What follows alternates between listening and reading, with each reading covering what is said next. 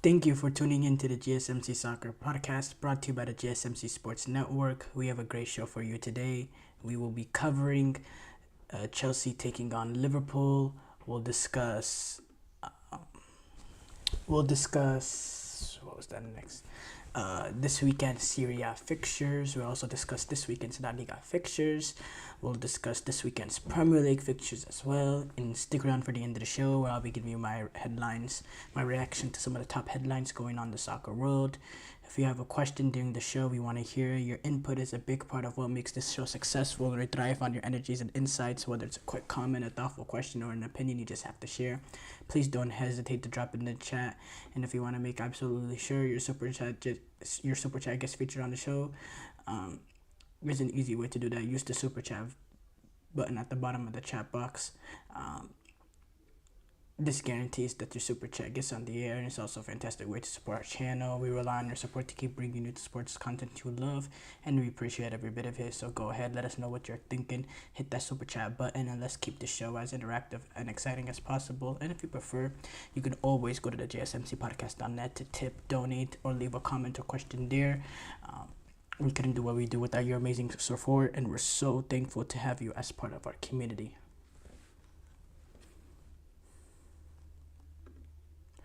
We have to start off with Chelsea taking on Liverpool.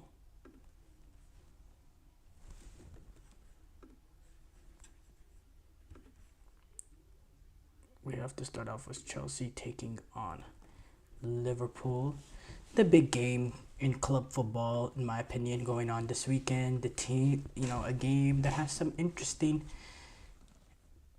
headlines going on now. First of all, Liverpool, they're currently sitting right now top of the Premier League, in a transitional period with Arne Slot, but Arne Slot has taken up where Jurgen Klopp has left off. They're playing some really, really good football.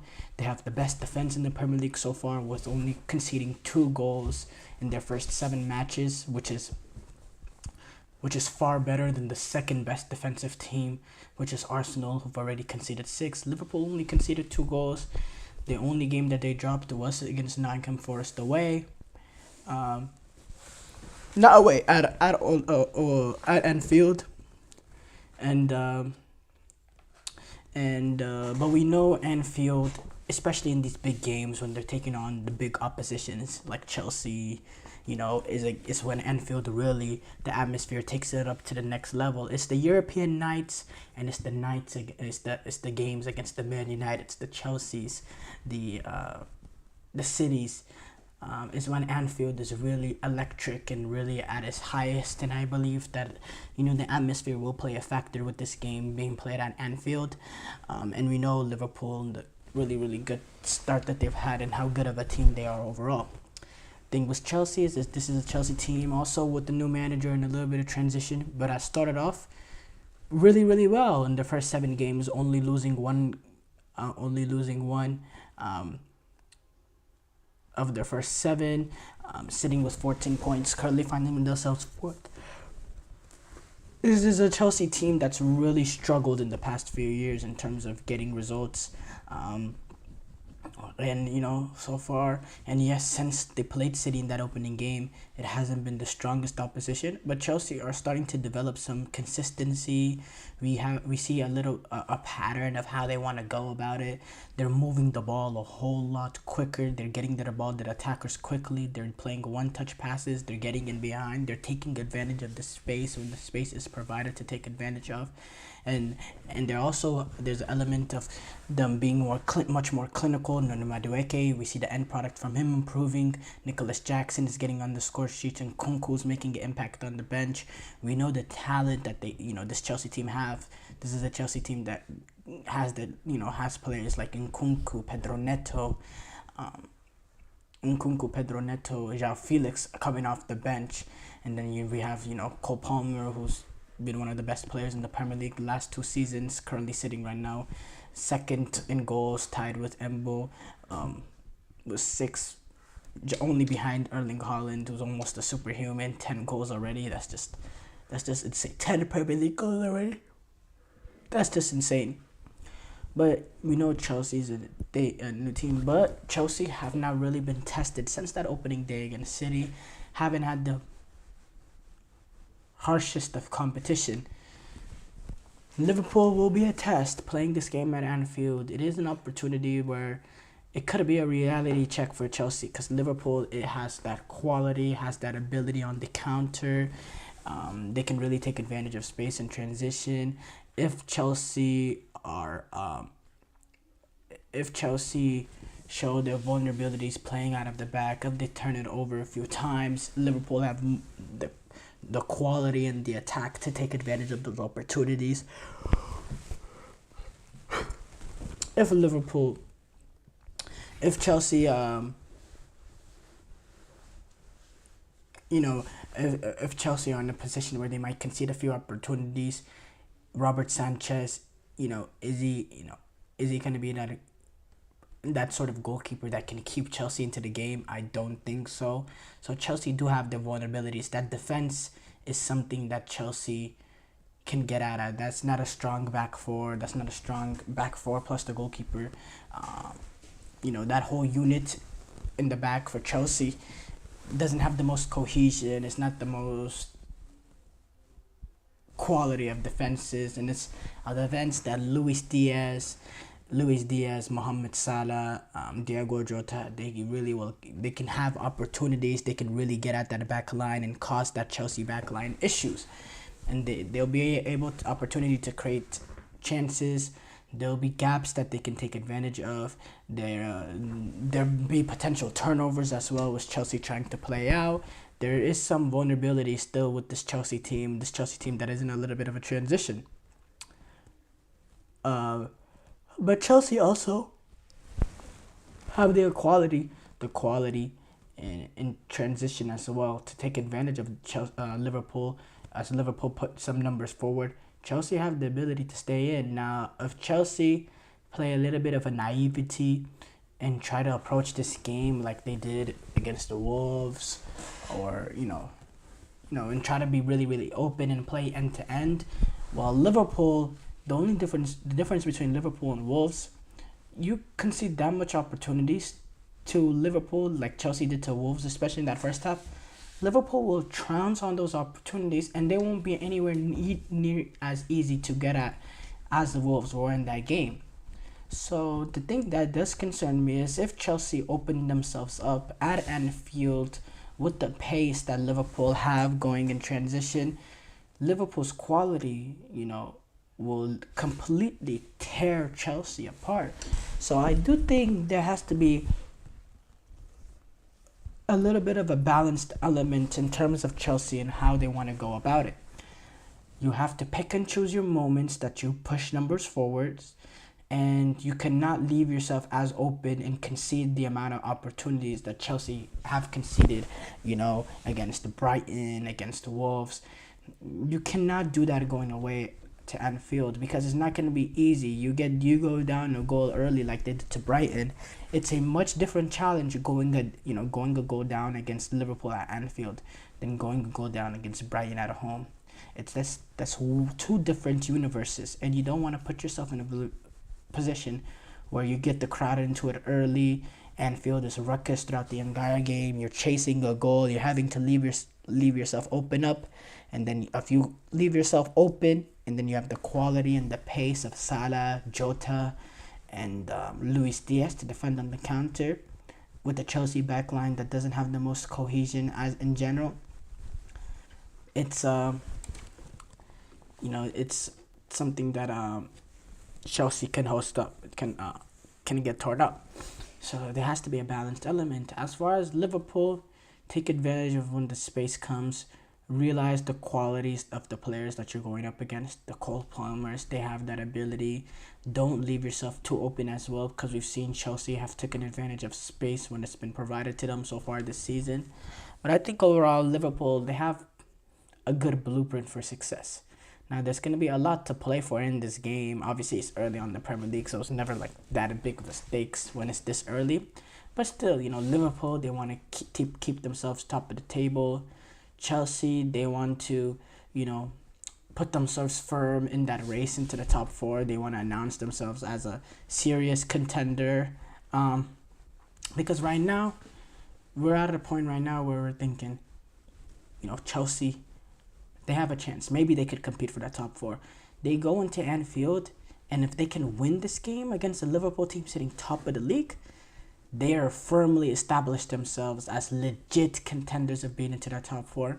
And also, when you get this sort of result early for a team like Chelsea that are new to this, this is a very inexperienced Chelsea team, and, there's not much players in this team that's even played Champions League football. At least at Chelsea. This is a sort of win that can give you that swagger and belief going forward. Yeah, we belong in this, we belong in this top four race. We believe in ourselves. We believe that we can compete and we can reach the Champions League. It's something that this team could rally upon. Getting this win early, it's something that can totally shift the mentality of the club. And it's a huge, huge morale boost earlier in this season, because this team is inexperienced, and, morale boost could be a big, big thing. And Chelsea, it's been a very, very long time since they, beat Liverpool. They haven't beat Liverpool since 2021 in the Premier League. So this is a huge opportunity for Chelsea. A huge opportunity for Chelsea. I think the inexperienced aspect of this game makes it a little bit, in the fact that it's at Anfield, it's a good test. It's a good test, and it's something that I'm very happy it's coming right now, because I want to see, is this team up for it at this level. Speaking of team news, Enzo Maresca did confirm that Reece James is returned to full training on Monday, and he's going to be available to play at Anfield. He has not played at all this season since he suffered a hamstring injury in preseason.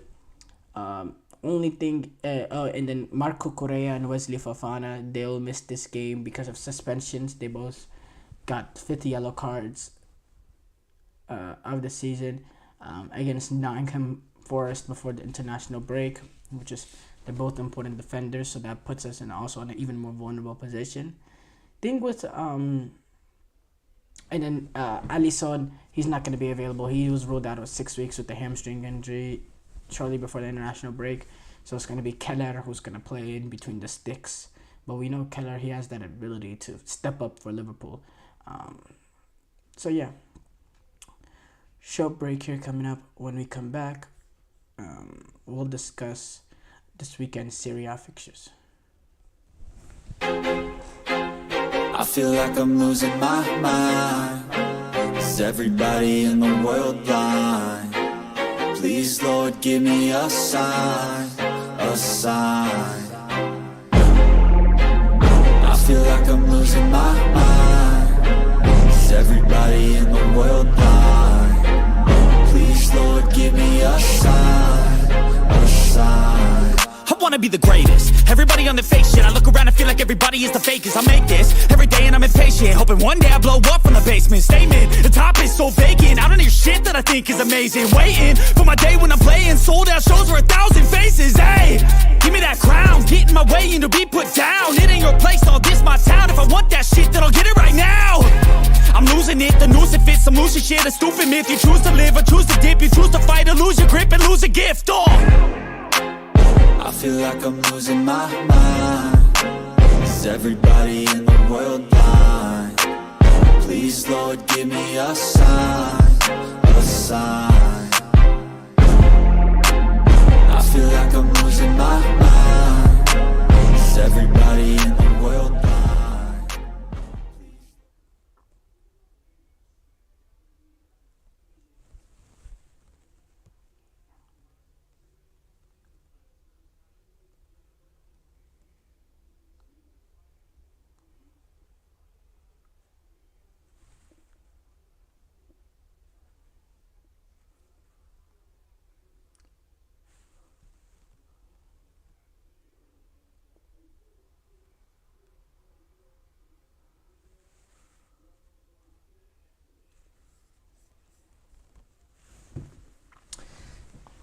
Before the break, we did a full preview of Chelsea taking on Liverpool. We move on to do a full preview of this weekend Serie A games.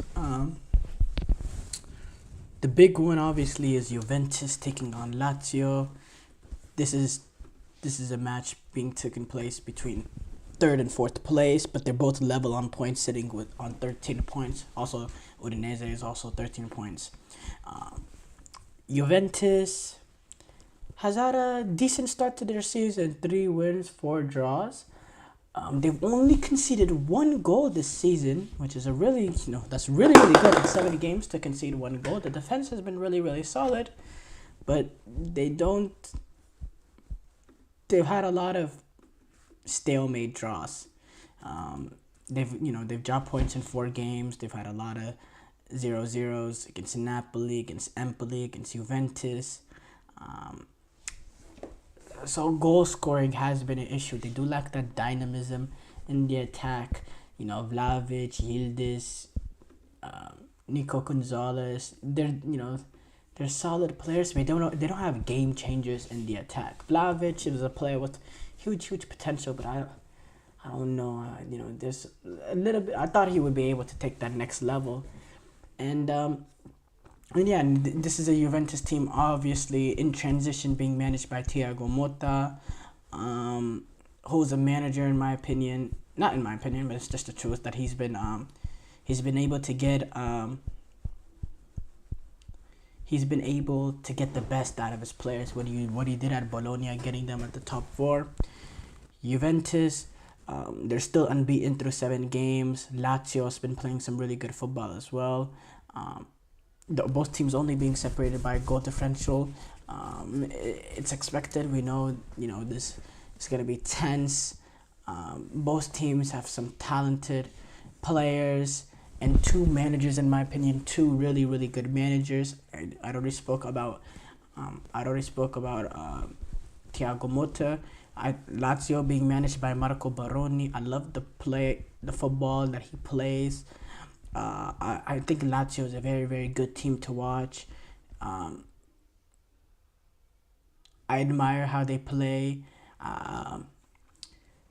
So I think this is going to be a good football game, good game to watch. Juventus, they've had to deal with injuries.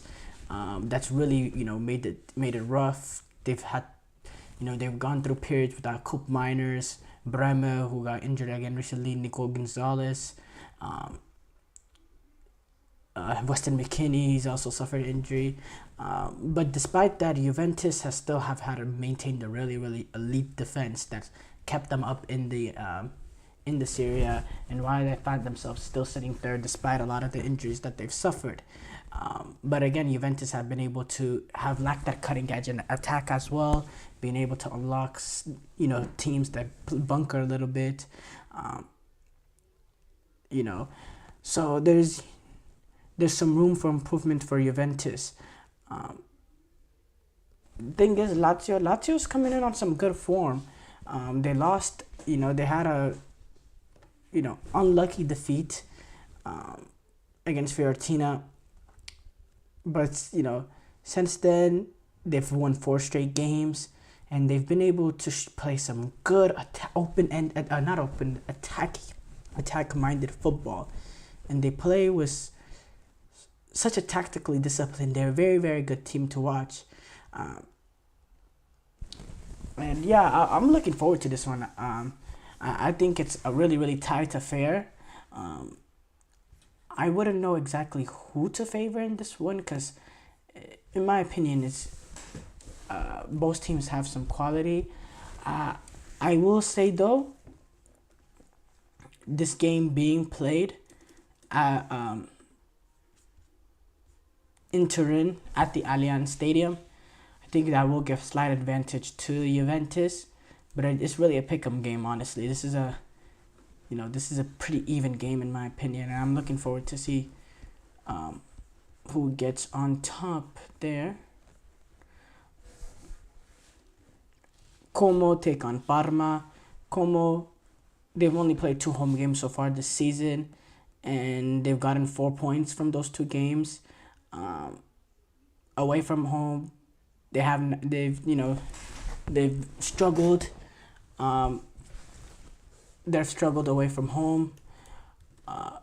So, and with these newly promoted teams, home form, and it's really, if you're one of these newly promoted teams and you're in a battle to stay up, you're really trying to take advantage of all your home games, and then get what you can away.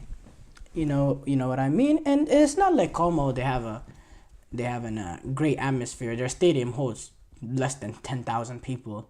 It's just it's not the, it's not the, biggest stadium, but playing at home is still always an advantage, and you see that it's a really, really tiny stadium. But I think it also there's a element of being comfortable playing at your home ground that also plays a factor in this one.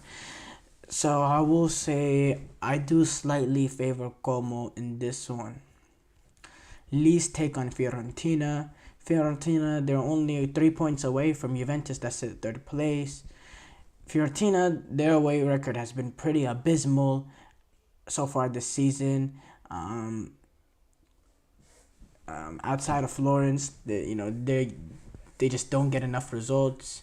And the Leeds, they've been decent at home.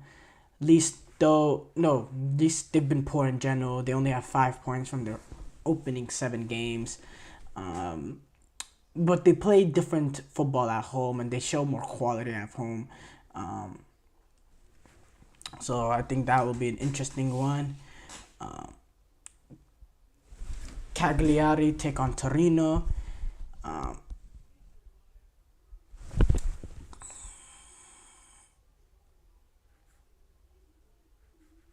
No, is that?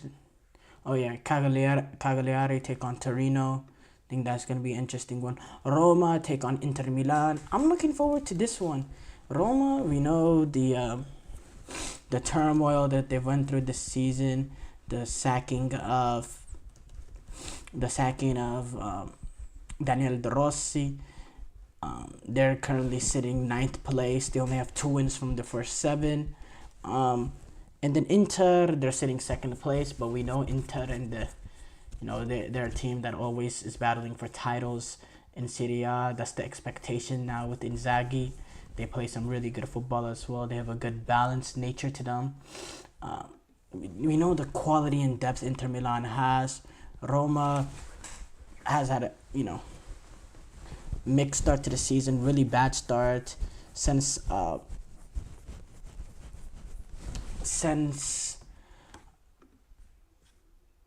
Ivan Juric came in. It hasn't been great, but it's been a little better.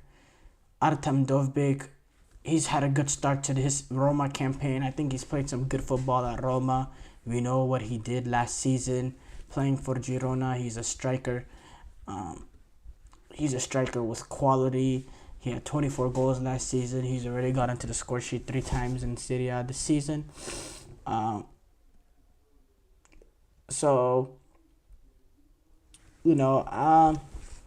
As far as it goes, I definitely think Inter Milan are still the favorites, just based on all the quality that Inter Milan have, different ways they can attack you.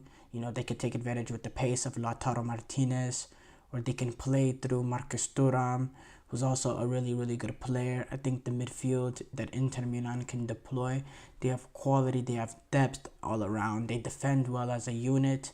So obviously I'm still going to favor Inter Milan over Roma as well in this game. As far as the rest of the games going on, you have Verona taking on Monza. Talked about Cagliari taking on Torino. Empoli take on Napoli. Napoli is currently sitting top. They'll continue to prove whether or not they are, that they can really be competing in this title race. They take on an Empoli team that's in similar standing as Roma up to this point in the season. That'll be an interesting one. Milan take on Udinese. It'll be very, very interesting to see whether Theo Hernandez, Tammy Abraham, any of the players, the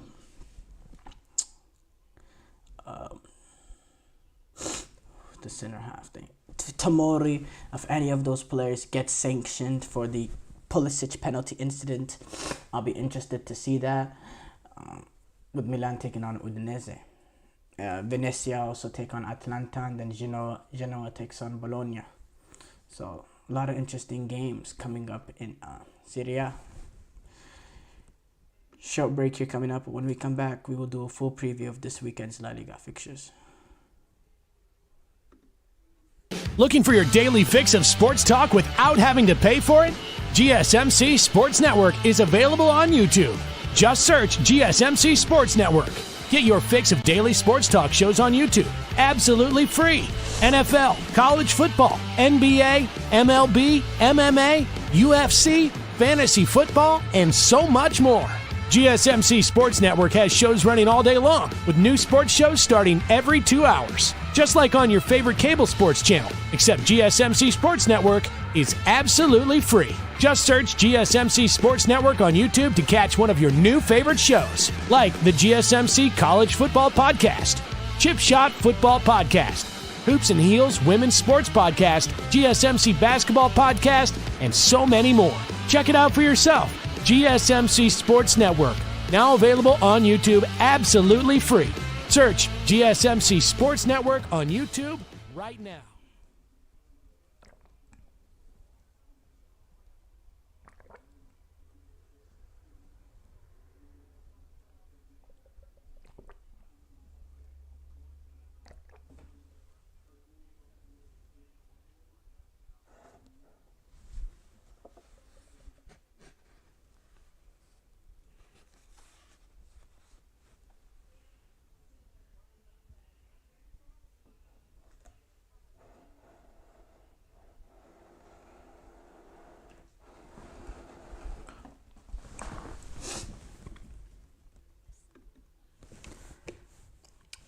Before the break, we discussed this weekend's Serie A fixtures. We move on to do a full preview of this weekend's La Liga fixtures. A lot of interesting games coming up in La Liga this season. This weekend, we start off though with the defending champions Real Madrid taking on Celta Vigo. Real Madrid, we know they're currently trying to chase down Barcelona. With Barcelona's a really good start to the season with 8 wins from their first 9. But Real Madrid, they've been up and down so far this season. They're currently sitting right now second in La Liga, 3 points adrift of Barcelona with 6 wins and 3 draws. Real Madrid, they've had some ups and downs, but Mbappe, despite him not playing for France, he's back and he was back and available beforehand, before the international break. But he'll be ready to go for Real Madrid. I believe Real Madrid is gonna go with Vinicius, Mbappe, Rodrigo, the same front three. Bellingham, Camavinga, Valverde will be the midfield 3, and then Ferland Mendy, Rudiger, Militao. If you remember now, Dani Carvajal, he tore his ACL, so it's looking like right now the right back is gonna be for Real Madrid is Lucas Vazquez, which makes you really understand why they're trying to go extremely for the likes of Trent Alexander-Arnold. It's a position fullback in general. Both fullback, they don't have much depth. Celta Vigo manager, he will outline a game plan to stop this unique Real Madrid team. He said they have a lot of individual talent physically and technically, with a competitive level and mentality. That is what makes the difference.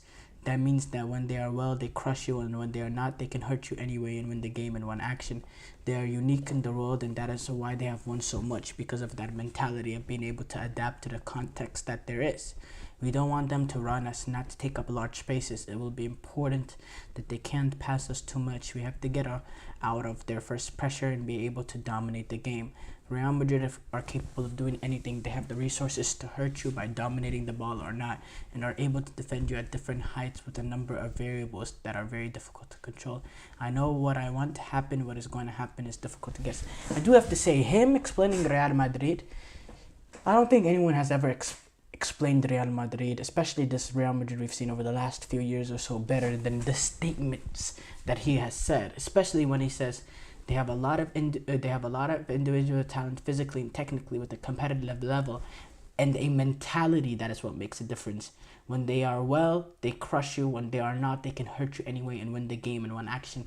Everything he said is pure factual when he says they are unique in the world and they have won so much because of the mentality of being able to adapt to the context that there is. Again, 100% facts. We don't want them to run us, not to take up large spaces. It will be important that they can dominate, that they can't pass us too much. We have to get out of their first pressure and be able to dominate the game. And then when he says Real Madrid are capable of doing anything, they have the resources to hurt you by dominating the ball or not, and are able to defend you to different heights with a number of variables that are very difficult to control. I agree with that everything that he says. I agree with that 100%. That's the thing that makes Real Madrid so difficult, is that mentality. How many times in the Champions League, specifically against City, have they been thoroughly dominated in terms of possession, in terms of chances creation, but within a moment they're back into the game? It's the mentality. They're never out of it. They always believe, and they always have the quality to make that difference in one snap. And that's just the case, that's what Real Madrid can do. Now, Osasuna or Celta Vigo, they're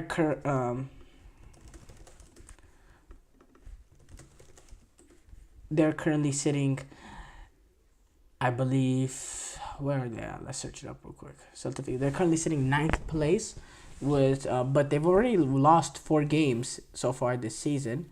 But they've won 4. They're sitting with four wins, a draw, and 4 losses.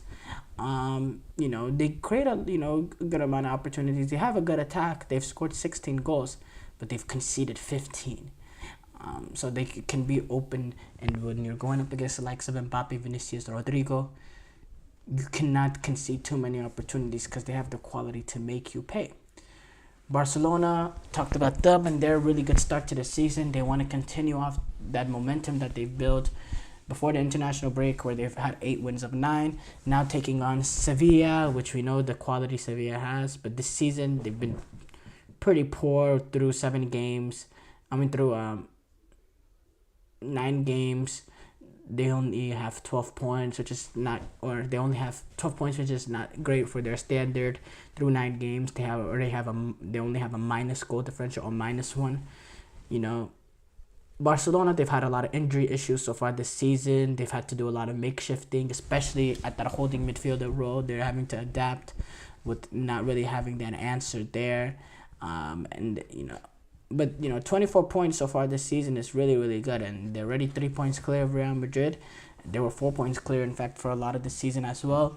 Barcelona, they did suffer that shock to Osasuna a few weeks ago with that 4-2 defeat, but then they responded really, really well by destroying Young Boys and then defeating Alaves. Lamine Yamal, what a player has he been. He's been absolutely brilliant. He's been a standout performer in world football for the last few months, really announcing his stage. Robert Lewandowski, he's been back to the player that we've seen, to his, pre-last season, to his even Bayern Munich days. I think Hansi Flick is really getting the best out of him.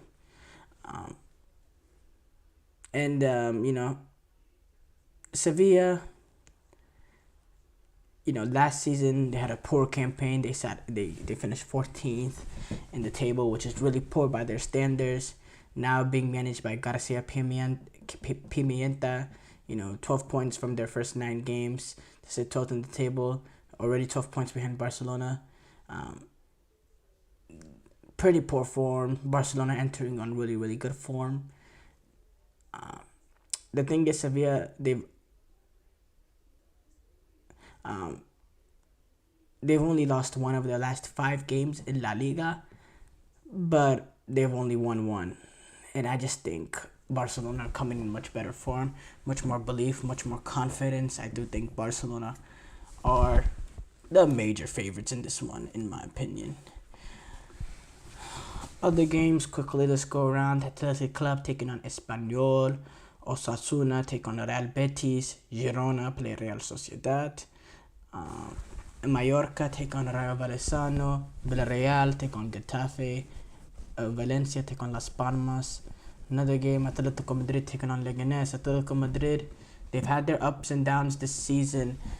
They haven't been as forward-thinking as we expected them to be with the new signings of Sorloth and Julian Alvarez. They haven't really played them 3 together with Griezmann. They tried that once in the Real Madrid game. Apart from that, we haven't seen all 3 of them play. There's no cohesion amongst that front 3. A lot of games, they've relied on individual moments instead of sustained dominance, which we know that's the MO for Diego Simeone. But now, I really hope in this game, going up against a Leganés, sitting right now in one of the relegation positions, playing this game at home, now called the Riyadh Air Metropolitano, I hope Atletico Madrid are more forward-thinking, go after the game more, take out one of the center halves and put in that extra attacker and really go for it and dominate the game and create a lot of opportunities, because Atletico Madrid has the quality to take advantage of teams like Leganés, they're not sitting actually in a relegation spot. They're currently sitting 17th, but they've only won 1 game from their first 9. I hope Atletico Madrid are more forward thinking because they have the quality to do so, especially in this fixture. Short break here coming up. When we come back, we'll do a full preview of this weekend's Premier League fixtures.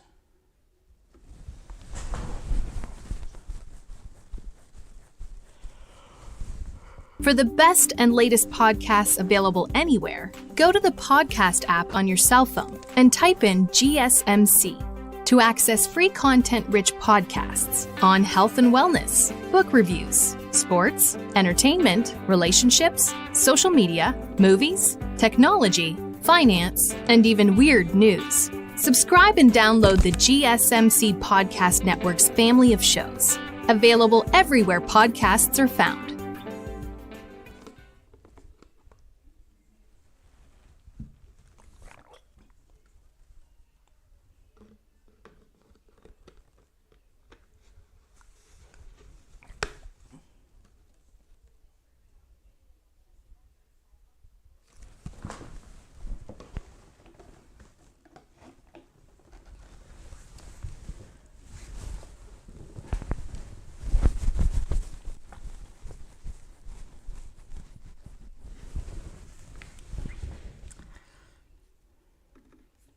Before the break, we did a full preview of this weekend's La Liga fixtures. We move on to do a full preview of this weekend's Premier League fixtures. Obviously, we talked about Chelsea taking on Liverpool. We also did talk about Tottenham taking on West Ham. Yesterday was Postecoglou. I know whether or not he's stubborn or not. We know Tottenham. They just need to get back to their ways before the Brighton-Tottenham game. And then, we know the first few games of the season, they struggled at that cutting edge. They need to create more, they're going to have the chance and the space to take advantage of this West Ham team. And they will dominate the game. They just have the quality and the way that they play their football. They just dominate games. And they'll be able to dominate West Ham. They just need to be clinical, number 1. And number 2, they need to defend really, really well in terms of, in counterattack moments that you can be vulnerable. You cannot allow the pace of Mikel Antonio and any quality that West Ham could have going in behind to burn you. And in my opinion, Tottenham, they will dominate this game. They're just a much better team. Everton taking on Ipswich. Look, Everton, they need to start racking up the points, They can't leave it for too late, and they're taking on Ipswich team, which, yes, they're playing this game at home, and they have this belief that they can stay up. Now, being managed by McKenna and all that. But let's be for real. Everton, they need to get this result. There should be no if, and, or buts about it. Everton has to get this result. These are the sort of games, even going away. This is a direct competitor. Everton, they have 5 points from 7, which is really, really bad for them. We thought they'd be a lot higher up. Shondai, they need to get this result. And I expect them to. I think Everton is a better team than what the standings show us. Brentford, there's just no way Ten Hag cannot lose this game. I mean, I can't see a way that... I don't know. I can't see a way that he retains his job, honestly. If he's not gone by now, then he could survive the Titanic. But again, this is an important game for Erik Ten Hag, obviously, to maintain his job. As far as Brentford, I know them being managed by Thomas Frank. He's always been able to get the best out of them. They will create opportunities. They'll be defensively really, really solid. They won't give up anything clear cut. It's just if they have a sustained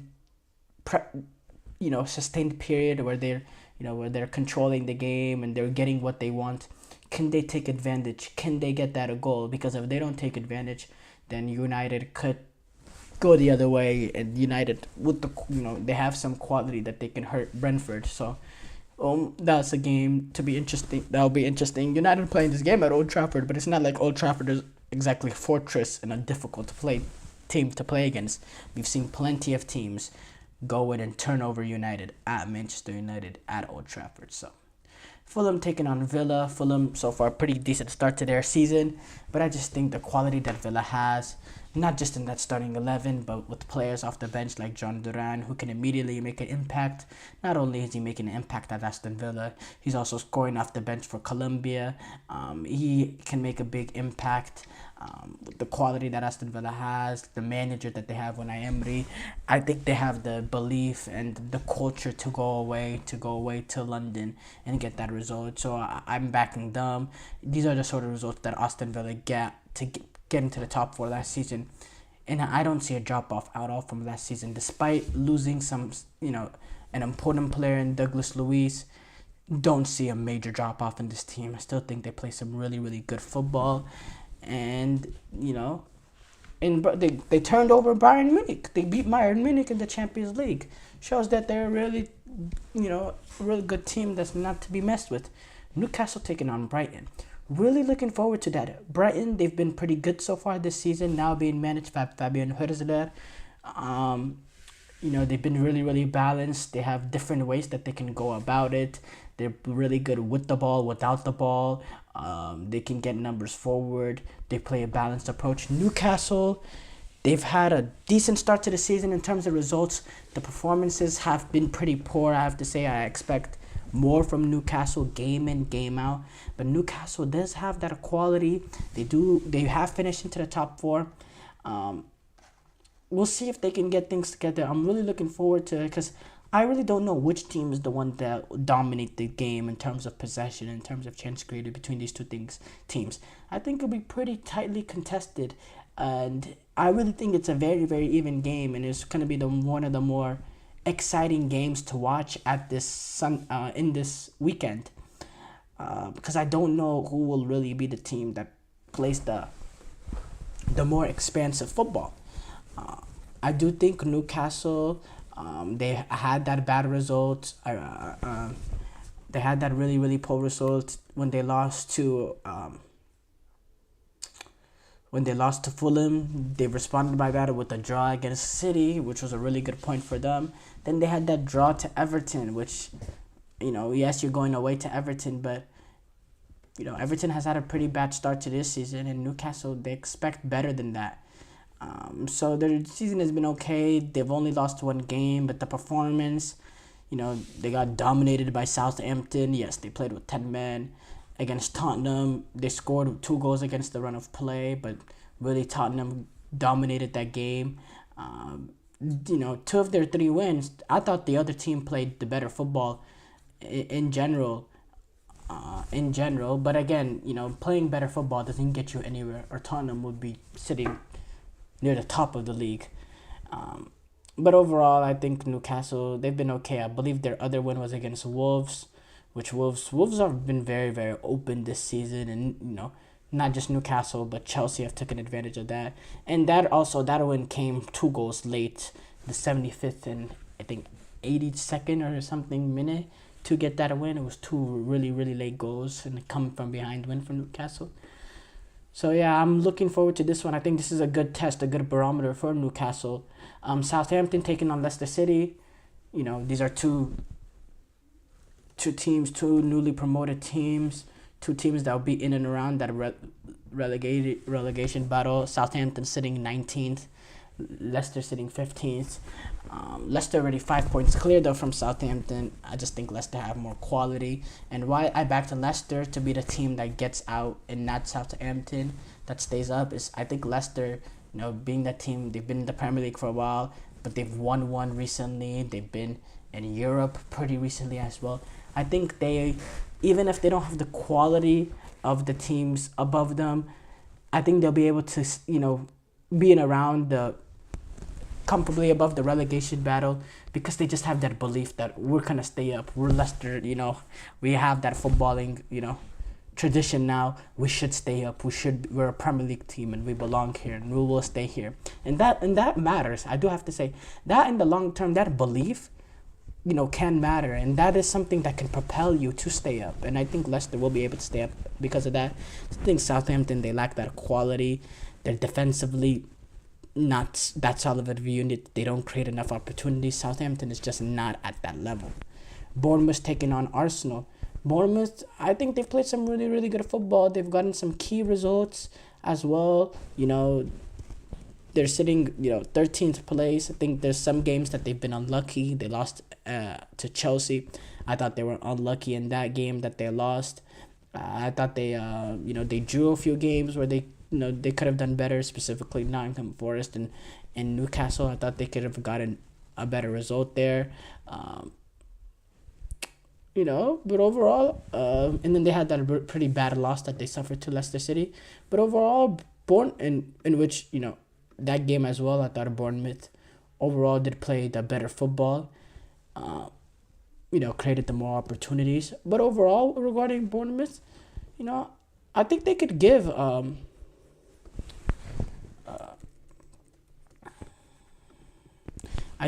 give Arsenal some issues here and there, the same way Southampton was able to give Arsenal issues, especially with this game being played at the Vitality Stadium. But overall, these are the sort of games that Arsenal have always taken care of, especially last season. They took care of any of these sort of games against lower opposition, and I fully expect Arsenal to continue to do that. I do think there's a little bit of an issue in terms of creativity there, but Arsenal, they're mentally in a really, really strong place now. I think they'll continue to, to stay in that, in that top of the title race. Nottingham Forest take on Crystal Palace. Interesting game all around. I think Nottingham Forest have had a really good start to their season. Crystal Palace, they're always in the same place, Right now they're sitting, where are they sitting right now? Right now they're sitting 18th. They haven't won a single game. They've only gotten 3 points with 3 draws. But I think they'll get themselves out. I think they've had a rough start with the season. They played some difficult opposition. They've already played United, Chelsea, Liverpool. Liverpool.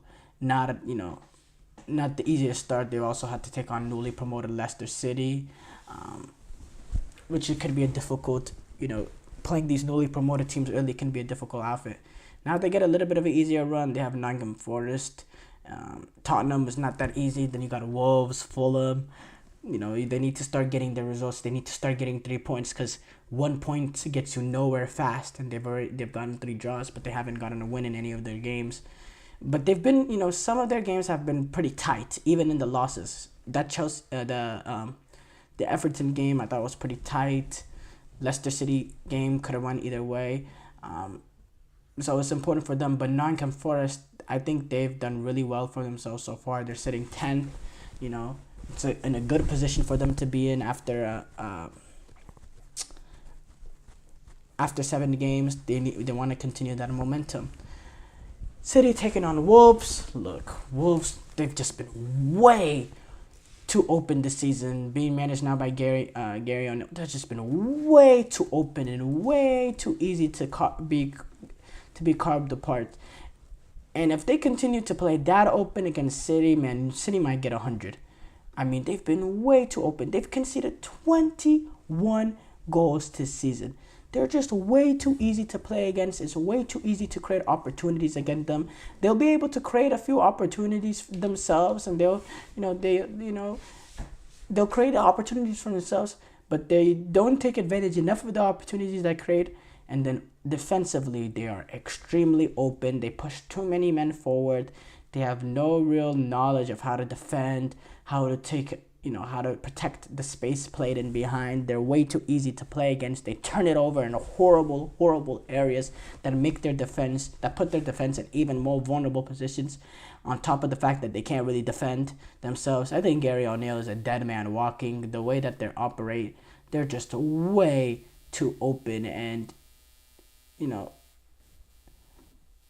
eventually,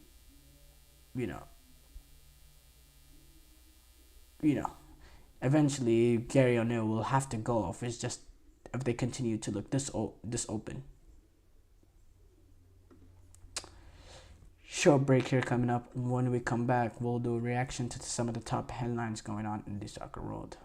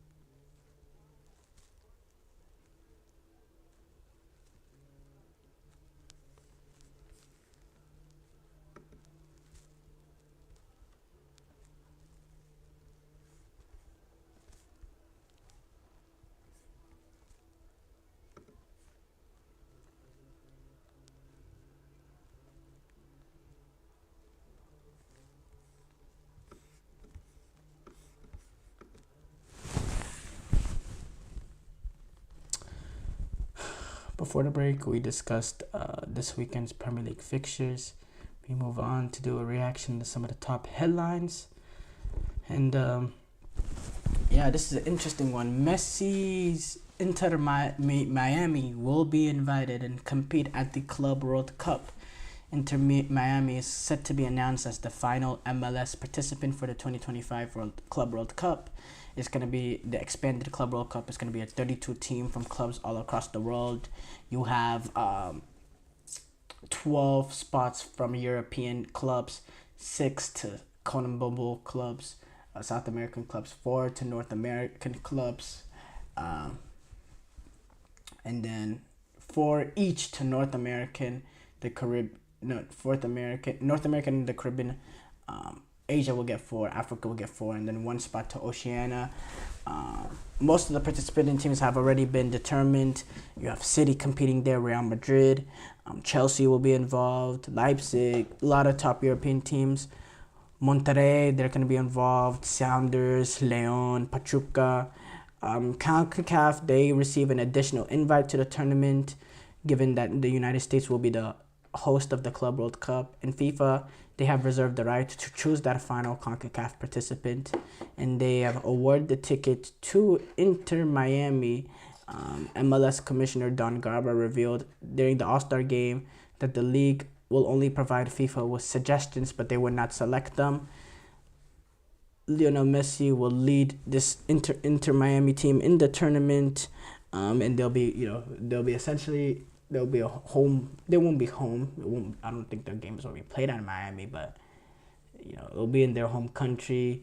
And FIFA already announced 12 host cities. The final will take place at MetLife in East Rutherford, New Jersey. But yeah.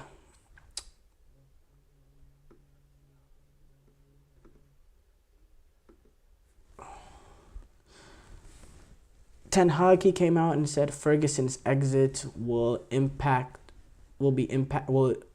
Manchester United. Eric Ten Hag said that Sir Alex Ferguson's employment at United will impact the club.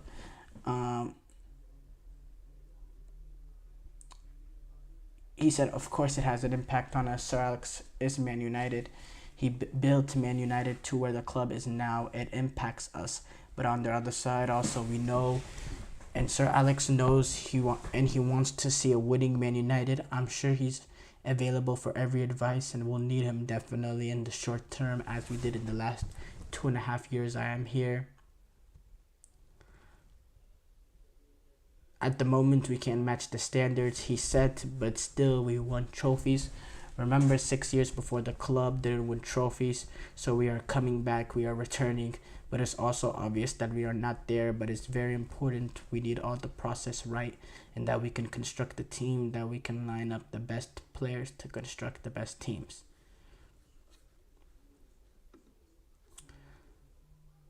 Tyler Adams, he's reportedly fit to return for Bournemouth against Arsenal. He remains on track to make his season debut against Arsenal. Bournemouth manager Andoni Iraola said he lacks some game time, but that is normal. He's feeling very well, doing well, has good sensations, and has trained very well. This break with us, he is ready. Adams, he only was able to play in 3 Premier League games last season because of a hamstring injury that kept him out for a really, really long time.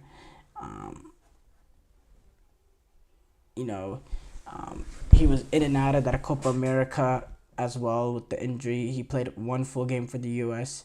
During the Copa America, and it was that 1-0 loss to Uruguay, in which he was overdoing it. But then on July 1st, he had to get back surgery, and now he's finally back. Timothy Weah, he's also set to return this weekend. He also had to miss the USMNT's October friendlies, and he's only been able to make 4 appearances for Juventus so far this season with the ankle injury. But he's set to be fit to return for the game against Lazio.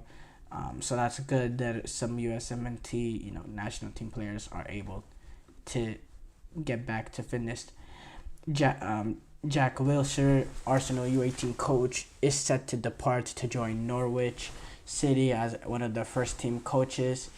The championship club is in advanced talks with Arsenal that will allow him to move past being an under 18 manager and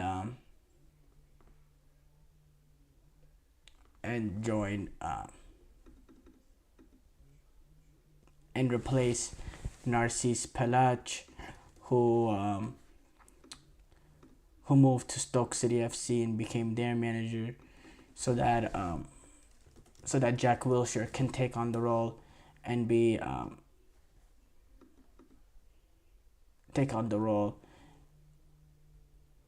the first team coach at Norwich, which that's a great opportunity for Jack Wilshere to be in. We know the player he was having to be forced to semi-early retirement because of the injuries. So yeah, interesting comments coming from Pep Guardiola. He admits, he admitted his huge sadness over Begiristain leaving City and said, "A part of me is leaving." He continues to say, "A friend of mine, one of the architects to create one of the best teams ever in Barcelona, and now here. A friend of mine, I know the decision for a long time. Personally, he will be missed, but for the confidence, for the trust, especially in the bad moments, because he made me incredibly balanced in my job. I am so energetic when the going is bad. I want to destroy everything. And all the time he said, "See you tomorrow, take a coffee." Guardiola also, he refused to be drawn on whether he's close to an exit or not, saying, "I have to decide. I have not taken a decision. When I do, I will inform you. There is no news. I have nothing to add. My concern only is for Wolves." Thank you guys for tuning in to the GSMC Soccer Podcast presented by the GSMC Sports Network. Your support means a lot to us, so please remember to subscribe to the show and leave a positive review. It really does make a difference. We also invite you to follow us on Facebook, Twitter, TikTok, and Instagram for more content and updates. So thank you once again and have a wonderful, wonderful day.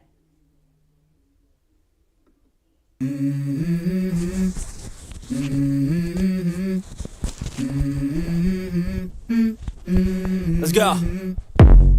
I wake up to a little bit of